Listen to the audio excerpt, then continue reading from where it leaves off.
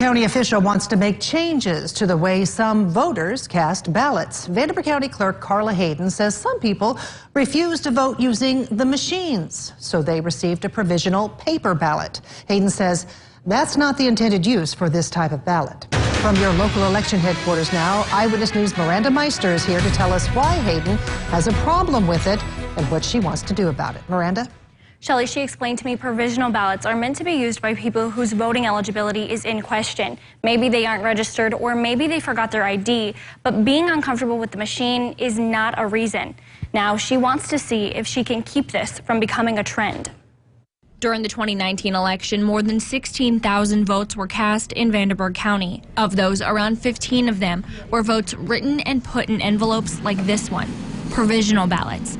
A way for voters to get their opinion out, even if their eligibility is in question. But for those counting the votes, this can be a lengthy process. If someone does cast a provisional ballot, then we have 10 days from the election day to investigate that claim. Then the election board meets when they go to certify the election, and they will look into the issue and see if it's been cleared up. And this is all before anyone even looks at the vote inside the envelope. If we decide it's going to count, then we have to open that envelope. The votes get transferred onto a legitimate ballot, and then that ballot gets counted.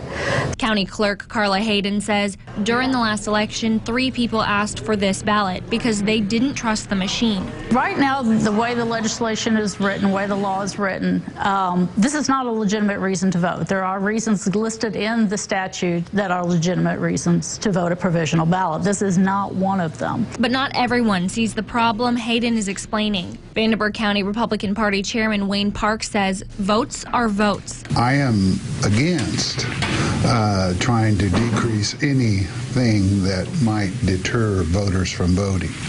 And he's heard complaints before about the polling machines. Whenever I'm out pushing for voter turnout, that one of the things that is said to me is that, I just don't really like those voting machines. For Park, the bottom line is the county needs more people to vote. Vanderbilt County has a real problem getting voters out to vote, and that we only had about 20% to turn out in the city election, and there's reasons why people don't vote. Hayden says, like all other provisional ballots, these were vetted. We made sure that they were otherwise eligible to vote. And these people were otherwise eligible to vote. There's no reason they couldn't have voted on the machine that day.